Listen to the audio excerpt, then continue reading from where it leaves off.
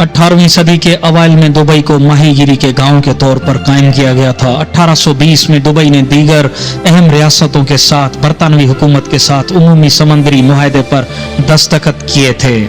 साल 1833 वो साल है जब कबीला बनी यास के लोग एक जगह आकर आबाद हुए, आज जिसे दुबई कहते हैं, और ये उस वक्त पूरा रेगिस्तान था और ये जगह अबू ज़हबी के कंट्रोल में थी। उस वक्त ये एक मच्छरों का गांव था। क्या आप लोग सोच सकते हैं कि एक मच्छरों का गांव और आज क्या पूरी दुनिया का हब बन सकता है? इसे कहते हैं किस्मत और मेहनत। जब दोनों चीजें एक साथ मिल जाएं तो कामयाबी खुद ब खुद पैर चूमती है। फिर 1894 में कुछ ताजिर आकर बसना शुरू हुए, क्योंकि ताजिरों पर टैक्स बहुत ही कम था और उस वक्त सिर्फ मछलियां पकड़ने के अलावा कुछ नहीं होता था। फिर 1912 में दुबई की हुकूमत शेख सईद बिन मखदूम के पास आ गई और उन्हीं को दुबई का फाउंडर भी समझा जाता है।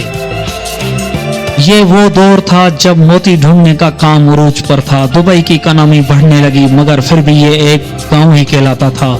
फिर 1958 में उस वक्त के हुक्मरान शेख राशिद बिन सईद बिन अल मखदूम बन गए और यही वो शख्स थे जिन्होंने दुबई को एक गांव से एक शहर बना डाला।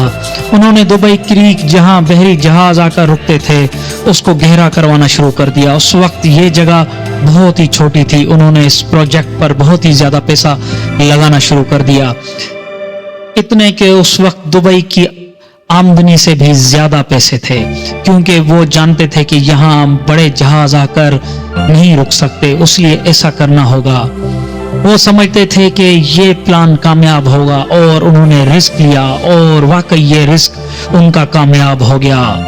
इससे दुबई की मार्केट बढ़ना शुरू हो गई और गोल्ड मार्केट में भी बढ़ना शुरू हो गया और उन्होंने 1959 में एक मॉडर्न एयरपोर्ट भी बना डाला। वैसे लोग कहते थे कि शेख राशिद पैसे जाया कर रहे हैं और दुबई कभी भी मॉडर्न सिटी नहीं बन सकता, और इस तरह दुबई में तेल भी निकल आया और शेख राशिद समझते थे कि ये तेल बहुत थोड़ा है और दुबई सिर्फ तेल पर नहीं चल सकता।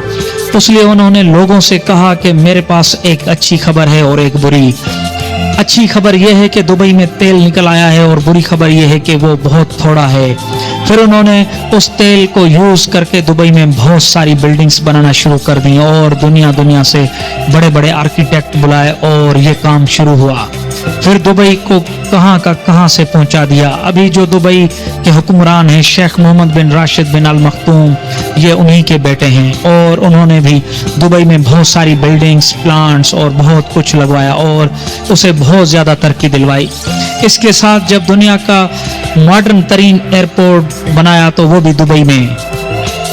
एक्चुअली दुबई 1937 में ब्रिटिश के कंट्रोल में ही होता था और यहाँ भी ब्रिटिश इंडियन करेंसी चलती थी। उस वक्त यूके से फ्लाइंग बोट्स यूके से दुबई लैंड करती थी और फिर रिफ्यूलिंग के बाद उनको इंडिया भेजा जाता था और मुख्तलिफ जगह और एशिया में भेजा जाता था। इस बेस का मंथली रेट सिर्फ 450 से 500 रुपये इंडियन था और उसमें स्टाफ की सैलरी भी और जो गार्ड्स वगैरह थे उनकी सैलरी भी शामिल थी।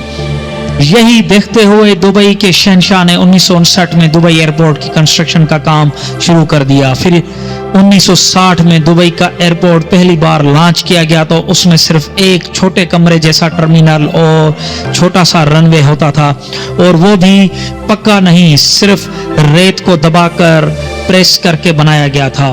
फिर 1965 में एक प्रॉपर मेटल का रनवे बनाया गया और उसके बाद पहला jet airline middle east airline के जहाज उसने वहां पे लैंड किया। फिर हर साल इस एयरपोर्ट में नई और लेटेस्ट फैसिलिटी लॉन्च होने लगी। 1969 में यहाँ 9 एयरलाइंस काम कर रही थी और वो 20 डेस्टिनेशंस ऑफर करती थी और फिर 1980 में दुबई एक इंटरनेशनल जगह बनकर उभरने लगा और ये इंटरनेशनल एयरपोर्ट बन गया, जहां air India, Cathay Pacific, Singapore airlines, Malaysian airline जैसे नाम रिफ्यूलिंग करने के लिए रुकते थे।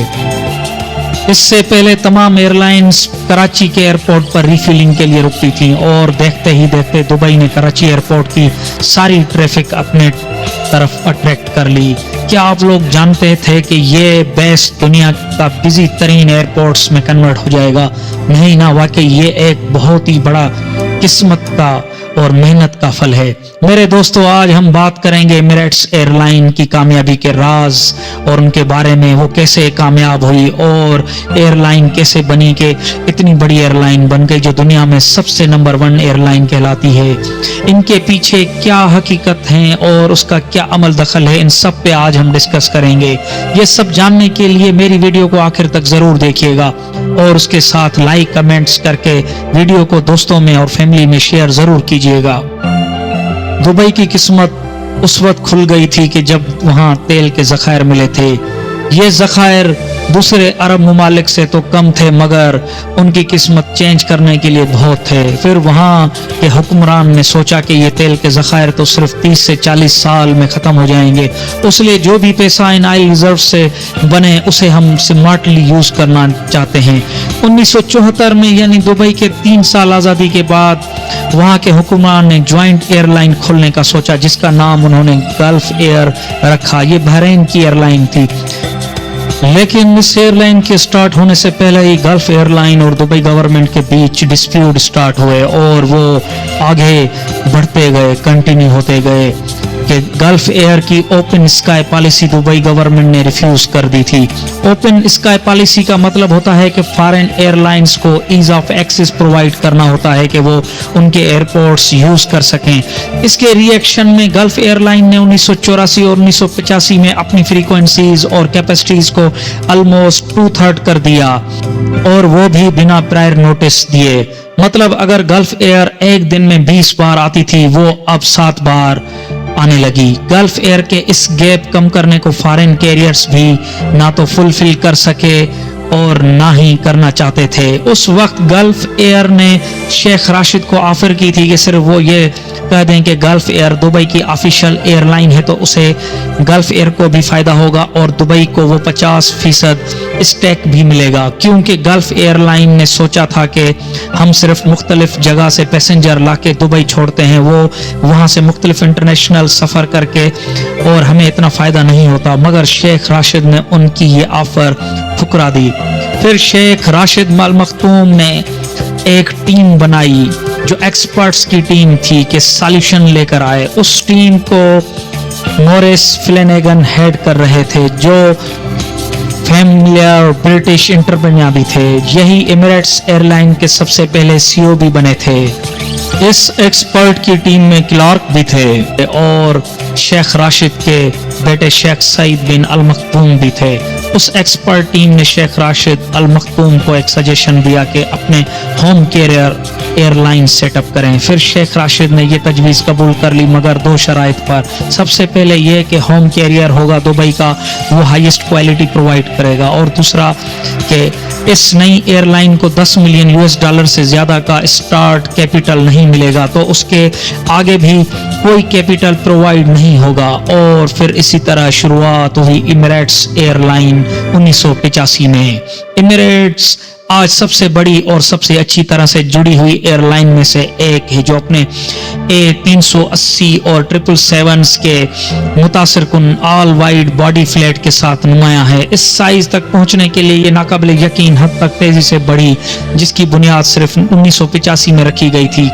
आइए पिछले 35 साल के दौरान इमारात की बानी तरक्की और उरूज पर एक नजर डालें। एमिरेट्स को पहली बार 1985 में ब्रिटिश एयरवेज, KLM और कांटास जैसे कैरियर्स के साथ शुरू किया गया था, जो हाल ही में 100 साल की सालगिरह मना रहे हैं। ये इमारात को काफी नौजवान कैरियर बनाता है। ताहम ये मशरिक वस्ता के बड़े हब एयरलाइंस में से पहली थी जो कायम की गई, क्योंकि कतर एयरवेज 1993 और इतिहाद 2003 तक शुरू नहीं हुई थी। अब ये मुकाबला था एक एमिरेट्स जो नई एयरलाइन है, उसे इतनी सारी मकबूल एयरलाइंस के आगे कैसे कामयाब किया जा सके कि उस वक्त Gulf Air, British Airways, Singapore Airlines, Lufthansa Airlines और एयर इंडिया बड़े बड़े नाम थे जिसके आगे एमिरेट्स को ऑपरेट करना था। देखें, जैसे ये सुनने में तो आसान है, मगर उस वक्त ये बहुत मुश्किल काम था, क्योंकि उस वक्त एक बोइंग 737 की प्राइस $25 मिलियन थी। इसके अलावा पायलट, क्रू और इंजीनियर्स भी ट्रेन करने थे, जिसमें अलग से बहुत खर्चा लग रहा था, यानी बहुत सारे पैसे लगने थे। एक नई एयरलाइन स्टार्ट करने पर जो तकरीबन $7 से $8 करोड़ शेयर बनते थे।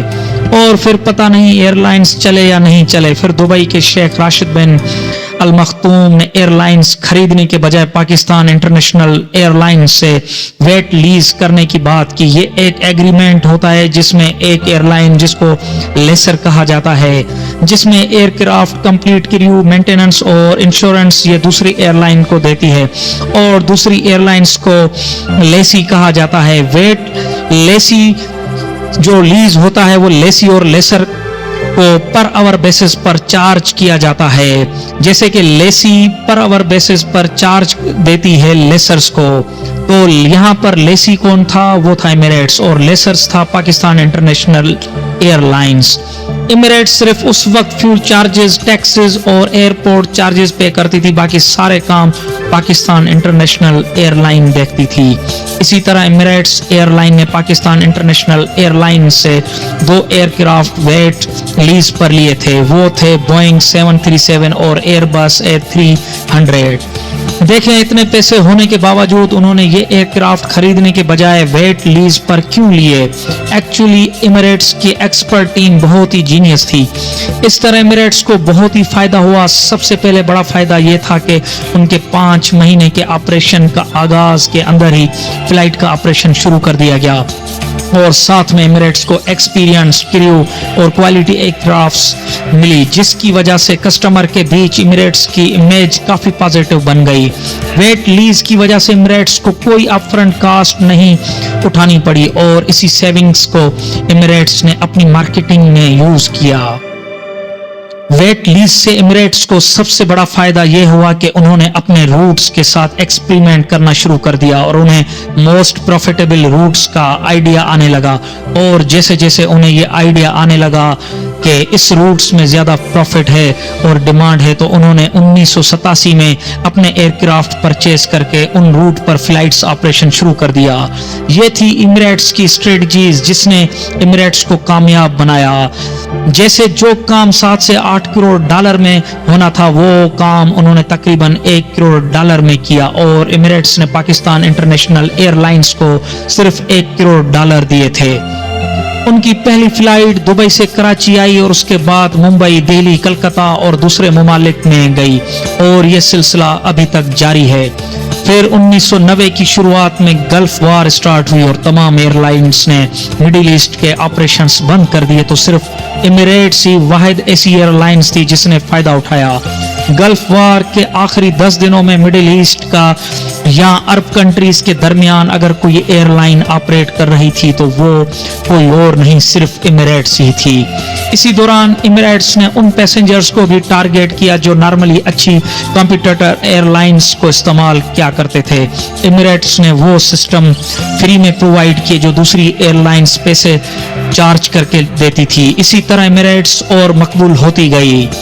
अगर हम देखें रीजंस और स्ट्रेटजीज जिसने एमिरेट्स को दुनिया का one of the most profitable company बनाया, वो हैं कुछ इस तरह हैं। सबसे पहले गवर्नमेंट्स की सपोर्ट, जैसे दुबई की गवर्नमेंट ने बहुत सारे नेगोशिएशंस कंडक्ट किए थे कि एमिरेट्स एयरलाइन के बिहाफ पर, ताकि एयरलाइंस को दूसरे कंट्री में फ्लाई करने का लाइसेंस बहुत ही कम अरसे में मिले, और इसी तरह एमिरेट्स को मार्केट सर्वे करने के चांस भी मिला और अपने कस्टमर्स बढ़ाने का भी चांस मिला। इसी तरह बहुत सारे और भी तरीकों से दुबई गवर्नमेंट ने एमिरेट्स की मदद की। मसलन के थोड़े अरसे पर, जैसे क्रेडिट थोड़े से पर उन्होंने इंटरेस्ट दिए एमिरेट्स को, और ब्यूरोक्रेटिक प्रोसेस को स्पीड अप करना शुरू कर दिया, और रूल्स रेगुलेशन को थोड़ा सा बेंड करना जबकि जरूरत पड़ती थी। तो दूसरा कि एमिरेट्स क्योंकि आजकल सक्सेसफुल है वो इसलिए कि दुबई की स्ट्रेटेजिक लोकेशन ऐसी है। एक्चुअली दुबई ईस्ट और वेस्ट को कनेक्ट करता है, इसलिए ये बेस्ट लोकेशन है। दुबई एयरपोर्ट से दुनिया की मोर देन 6 बिलियन पॉपुलेशन सिर्फ 8 घंटे दूर है। सपोज किसी फ्लाइट को जर्मनी से चाइना जाना हो तो वो दुबई में हॉल्ट लेकर फ्यूल फिल करके चाइना तक जा सकती है, और दुबई का ऑन द रूट होने की वजह से मैक्सिमम लोग एमिरेट्स एयरलाइन को ही चूज करते हैं, और साथ में दुबई एक अट्रैक्टिव लोकेशन है घूमने के लिए, तो लोग वहां ठहर कर घूमते भी हैं। इसी तरह दुबई को फायदा भी होता है। तीसरे मेन रीजन ये है कि एमिरेट्स को सक्सेस बनाने के वो है fuel cost saving. Total operating cost में से 30 से 40% सिर्फ फ्यूल फ्यूल कास्ट होती है। अगर फ्यूल कास्ट बढ़ जाए तो कंपनी को लॉस भी होता है और फ्यूल कास्ट कम हो जाए तो फायदा भी होता है। दुबई के पास खुद का ऑयल रिजर्व्स मौजूद है और गवर्नमेंट एमिरेट्स एयरलाइन को बहुत ही कम प्राइस में फ्यूल प्रोवाइड करती है। एक और स्ट्रेटजी होती है जो एमिरेट्स अपनाती है, वो ये है कि फ्यूल हेजिंग। इसका मतलब ये है कि अगर फ्यूल की कास्ट आज 10 रुपए है और आगे वो 50 रुपए हो जाती है, मगर एमिरेट्स ऑयल कंपनी से मुआहदा करती है कि फ्यूल वो 20 रुपए में उनसे लेगी, तो चाहे वो 5 रुपए में हो जाए या 50 रुपए में हो जाए। इसी तरह एमिरेट्स अपने रिसोर्सेज और कास्टिंग बेहतर तरीके से करती है और अगर फ्यूल कास्ट बढ़ जाए तो एमिरेट्स फिक्स प्राइस पर उसको पैसे देती है और इसी तरह बहुत सा फायदा होता है। चौथा रीजन ये है कि फ्यूल सेविंग्स। इतना पुराना जेट होगा उतना ही ज्यादा फ्यूल और मेंटेनेंस कास्ट बढ़ेगी। एक तुर्किश एयरलाइन की स्टडी है कि अगर एयरक्राफ्ट की एज 1% से बढ़ती है तो उसकी फ्यूल कास्ट और अदर जो एक्सपेंसेस हैं वो 6.5% बढ़ जाएंगे। एमिरेट्स एयरक्राफ्ट की अप्रोक्सीमेट एज होती है 9 साल, जो अपने काफी कंपटीटर कंपनी से कम है, इसलिए एमिरेट्स इस मुद्दे में फ्यूल और मेंटेनेंस कास्ट काफी बचा लेती है। एक और चीज है कि एमिरेट्स ने अपने पास एक ही किस्म के एयरक्राफ्ट रखे हुए हैं, जिससे कि उन्हें स्पेयर पार्ट्स फिर एक ही टाइप के लगाने पड़ते हैं। उससे उनको बहुत बड़ा फायदा होता है क्योंकि वो बल्क में स्पेयर पार्ट्स खरीदते हैं और उनकी मेंटेनेंस कास्ट भी एक ही थर्ड पार्टी कंपनी से होती है, तो उससे भी बहुत कास्ट इकोनॉमिकल पड़ती है। आज एमिरेट्स ना सिर्फ सबसे बड़ा एयरबस A380 का ऑपरेटर है, बल्कि बोइंग 777 की कलेक्शन में भी पहले नंबर पर आता है। एमिरेट्स के पास तकरीबन 125 या 130 A380 बस और 150 के करीब बोइंग 777 जहाज मौजूद हैं। दुनिया में जितने भी एयर बस हैं उनका तकरीबन 50 से 7% एमिरेट्स ऑपरेट करता है। ये एमिरेट्स अभी सिर्फ फायदे में ही गई है और उन्होंने हर साल अपना प्रॉफिट तकरीबन 60 से 70 बिलियन दरहम शो किया है। यही क्रेडिट किसी और को नहीं बल्कि सिर्फ शेख मोहम्मद बिन राशिद अल मखतूम को ही जाता है। ये दुनिया की सबसे बड़ी एयरलाइन कंपनी बन चुकी है जो तकरीबन 150 से ज्यादा डेस्टिनेशंस पर फ्लाई करती है और तकरीबन 85 कंट्रीज में फ्लाई करती है। एयरलाइन की लग्जरी चीजें, मुख्तलिफ इंटरटेनमेंट्स, अच्छी हॉस्पिटलिटी, अच्छी डाइनिंग और उसके साथ मल्टी ज़बान बोलने वाले केबिन क्रूज जो 130 ज़बानें बोलते हैं, इन सब ने आज एमिरेट्स को दुनिया की one of the most recognised company बना दिया है। यही थी एमिरेट्स की कामयाबी के राज जिसने एमिरेट्स को कहां से कहां पहुंचा दिया है। अगर देखा जाए तो इन कामयाबी के पीछे कंपनी और गवर्नमेंट की ज्वाइंट स्ट्रेटेजिक पॉलिसीज भी हैं।